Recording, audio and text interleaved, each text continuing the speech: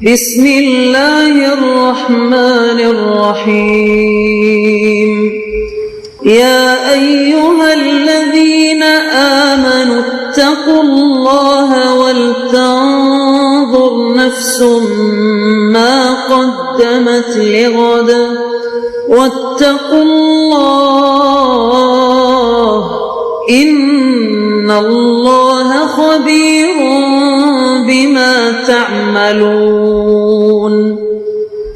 اے ایمان والو، اللہ سے ڈرتے رہو اور ہر شخص کو دیکھنا چاہیے کہ اس نے کل یعنی آخرت کے لیے کیا سامان بھیجا ہے، اور ہم پھر کہتے ہیں کہ اللہ سے ڈرتے رہو، بے شک اللہ تمہارے سب اعمال سے خبردار ہے۔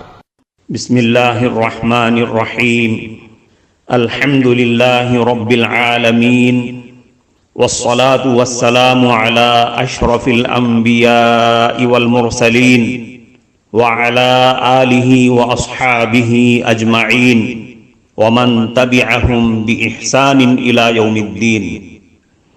قابل صد احترام حضرات شائقین و شائقات سچا پیغام، السلام علیکم ورحمۃ اللہ وبرکاتہ۔ آج کی محفل میراث النبی کے نورانی پروگرام میں آپ کا استقبال ہے۔ اہلا و سہلا مرحبا۔ ہم آپ تمام حضرات و مستورات کا خیر مقدم کرتے ہیں۔ محترم حضرات و خواتین، تعلیم کا آغاز ہو رہا ہے۔ سب سے پہلے آداب تعلیم کا لحاظ کرتے ہوئے تعلیم کی طرف متوجہ ہو جائیں۔ پورے دھیان سے سننا، عمل کی نیت سے سننا اور تبلیغ کی نیت سے سننا، یعنی سنی ہوئی باتیں دوسروں تک پہنچانے کے جذبے سے سننا۔ چند خاص آداب تعلیم ہیں، امید ہے کہ آپ حضرات ان آداب کا ضرور خیال رکھیں گے۔ جزاکم اللہ۔ بسم اللہ الرحمن الرحیم۔ رمضان المبارک کا مہینہ شروع ہونے والا ہے، اس لیے میں چاہتا ہوں کہ رمضان المبارک کے کچھ آداب عرض کر دوں۔ سب سے پہلے میں ایک حدیث حضور صلی اللہ علیہ وسلم کی آپ کے سامنے بیان کرتا ہوں، جس میں حضور صلی اللہ علیہ وسلم نے ارشاد فرمایا، رمضان المبارک میں جنت کے دروازے کھول دیے جاتے ہیں اور سرکش شیاطین قید کر دیے جاتے ہیں۔ یہ کتنی بڑی خوش نصیبی کی بات ہے کہ ہم جیسے گنہگاروں کے لیے شیاطین کو قید کر دیا جاتا ہے۔ اس کی وجہ سے بڑے بڑے گنہگاروں کو نیک اعمال کرنے کی توفیق ہو جاتی ہے۔ یہاں ایک سوال پیدا ہوتا ہے کہ جب سرکش شیاطین قید کر دیے جاتے ہیں تو پھر آخر لوگوں سے گناہوں کا صدور کیوں ہوتا ہے؟ اس کے کئی جوابات دیے گئے ہیں۔ ایک جواب یہ ہے کہ شیطان 11 مہینے تک انسان کو بہکانے میں لگا رہتا ہے اور بدنصیب انسان بھی شیطان کے چکر میں آ کر گناہ کرتا رہتا ہے۔ اس طرح انسان کا ذہن گناہوں کا عادی ہو جاتا ہے اور ماہ رمضان المبارک میں وہ گناہوں سے باز نہیں رہ پاتا۔ یہ بات بھی تجربے میں آئی ہے کہ زیادہ تر گناہوں کا صدور انہی لوگوں سے ہوتا ہے جو رمضان کے علاوہ بھی کثرت کے ساتھ گناہوں میں پڑے رہتے ہیں۔ چونکہ ان کا نفس گناہوں پر دلیر ہو چکا ہوتا ہے، اس لیے وہی نفس ماہ رمضان میں بھی ان کو گناہوں پر ابھارتا ہے۔ حدیث پاک میں آتا ہے کہ جب کوئی انسان گناہ کرتا ہے تو اس کے دل پر ایک سیاہ نقطہ لگ جاتا ہے، جب دوسری بار گناہ کرتا ہے تو دوسرا سیاہ نقطہ لگ جاتا ہے، یہاں تک کہ اس کا دل بالکل سیاہ ہو جاتا ہے اور کوئی بھلائی اور نیکی کے بعد اس کے دل پر اثر انداز نہیں ہوتی۔ ظاہر ہے کہ جس کا دل زنگ آلود اور سیاہ ہو چکا ہو، اس پر بھلائی اور خیر کی بات اور نصیحت کہاں اثر انداز ہو سکتی ہے؟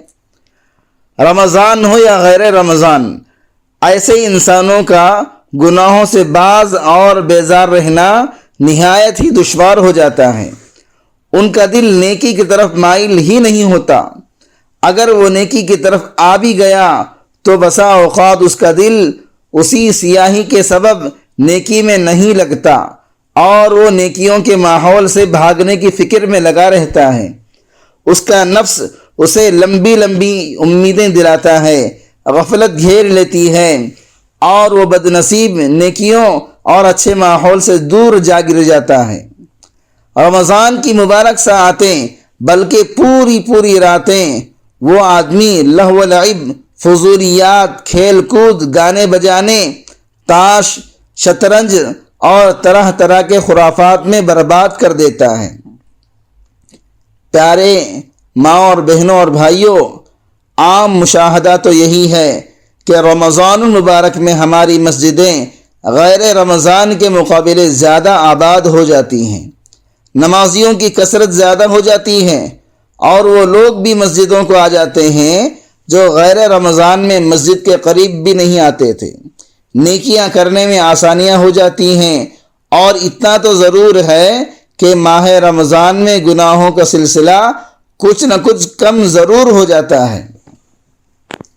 حدیث پاک میں فرمایا گیا ہے کہ جب رمضان کا چاند نکلتا ہے تو اللہ تعالی حضرت جبریل علیہ السلام کو فرماتے ہیں کہ حوران بہشت کو یعنی جنت کی حوروں کو زیب و زینت کا حکم دے دو اور ان کو آواز دو کہ اے اہل آسمان اور اے اہل زمین ہوشیار ہو جاؤ، یہ رمضان مبارک کا مہینہ ہے، جو شخص اس کی تعظیم کرے گا وہ بخشا جائے گا، اور شیطان کو قید کر دو تاکہ روزے دار گناہوں سے بچ جائیں۔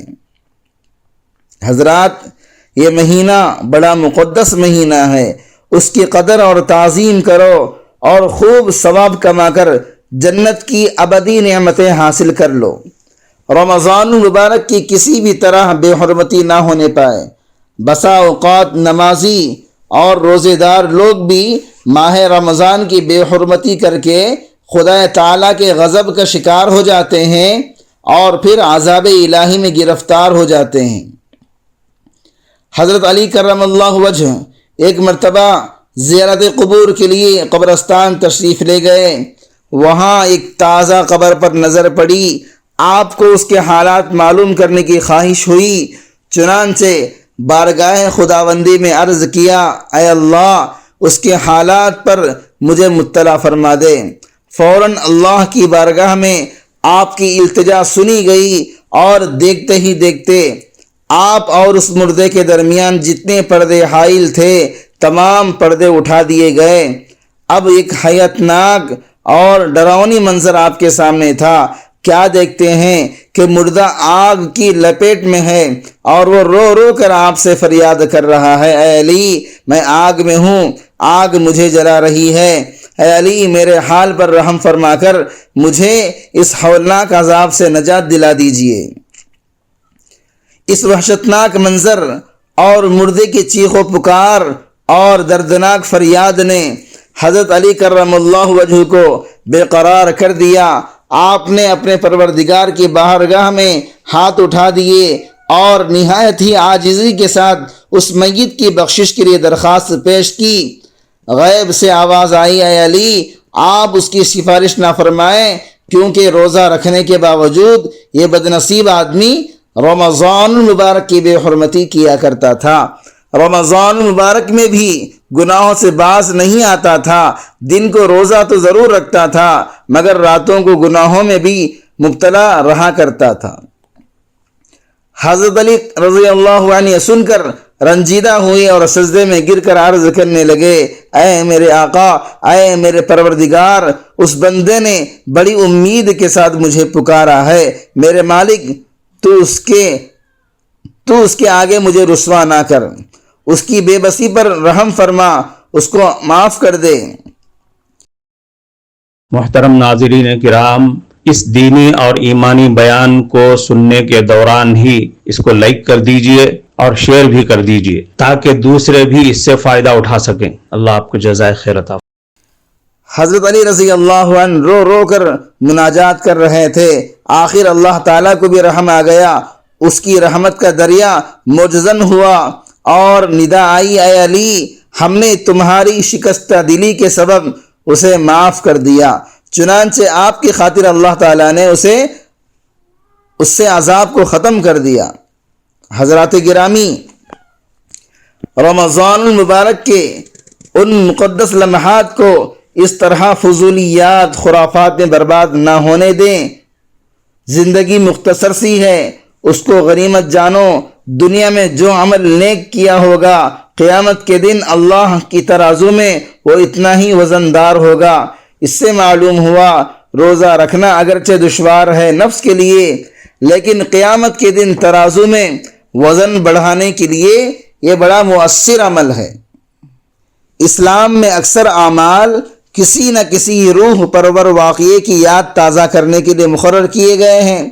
مثلا صفا مروہ کے درمیان حاجیوں کی سعی حضرت سیدنا حاجرہ علیہ السلام کی دونوں پہاڑیوں کے درمیان کی سعی کی یاد تازہ کرتی ہے۔ آپ نے اپنے لخت جگر حضرت اسماعیل علیہ السلام کے لیے پانی تلاش کرنے کے لیے ان دونوں پہاڑیوں کے درمیان سعی فرمائی تھی۔ اللہ تعالیٰ کو حضرت حاجرہ علیہ السلام کی یہ ادا پسند آ گئی، اسی لیے اس سنت کو اللہ تعالیٰ نے باقی رکھتے ہوئے حاجیوں کے لیے صفا مروہ کی سعی کو لازمی قرار دے دیا۔ اسی طرح رمضان کے کچھ ایام نبی صلی اللہ علیہ وسلم نے غار ہرا میں گزارے تھے۔ ان دنوں آپ دن کو کھانے سے پرہیز کرتے اور رات کو ذکر الہی میں مشغول رہتے تھے، تو اللہ تعالیٰ نے ان دنوں کی یاد تازہ کرنے کے لیے روزے فرض کر دیے تاکہ اس کے محبوب کی سنت قائم رہے۔ روزہ گزشتہ امتوں میں بھی تھا، مگر اس کی صورت ہمارے روزوں سے الگ تھی۔ مختلف روایات سے پتہ چلتا ہے کہ حضرت آدم علیہ السلام ہر ماہ کی 13ویں، 14ویں، 15ویں تاریخوں کا روزہ رکھتے تھے۔ حضرت نوح علیہ السلام ہمیشہ روزہ رکھا کرتے تھے۔ حضرت داؤد علیہ السلام ایک دن چھوڑ کر ایک دن روزہ رکھتے، اور حضرت عیسیٰ علیہ السلام ایک دن روزہ رکھتے اور 2 دن نہ رکھتے۔ معزز شائقین و شائقات سچا پیغام، آپ کو اندازہ لگ گیا ہوگا کہ یہ مضمون کتنا اہم ہے اور کس قدر فائدہ مند ہے۔ کم سے کم درجے میں سوشل میڈیا کے ذریعے سے بھی ہم اس کو زیادہ سے زیادہ شیئر کریں گے تو دعوت کے فریضے کی کوششوں میں ہم بھی اپنا کچھ حصہ ڈالنے والے بن سکتے ہیں۔ لہٰذا زیادہ سے زیادہ اس کو عام کریں تاکہ پوری دنیا کے ہندوؤں کی غلط فہمی دور ہو جائے اور انہیں یہ زمینی حقیقت معلوم ہو جائے، اور وہ اپنے اصل مذہبی لیڈر پیغمبر آخر الزماں حضرت محمد الرسول اللہ صلی اللہ علیہ وسلم کو ماننے پر مجبور ہو جائیں اور کلمہ پڑھ کر آپ کے ساتھ ساتھ وہ بھی جنت میں جانے والے بن جائیں۔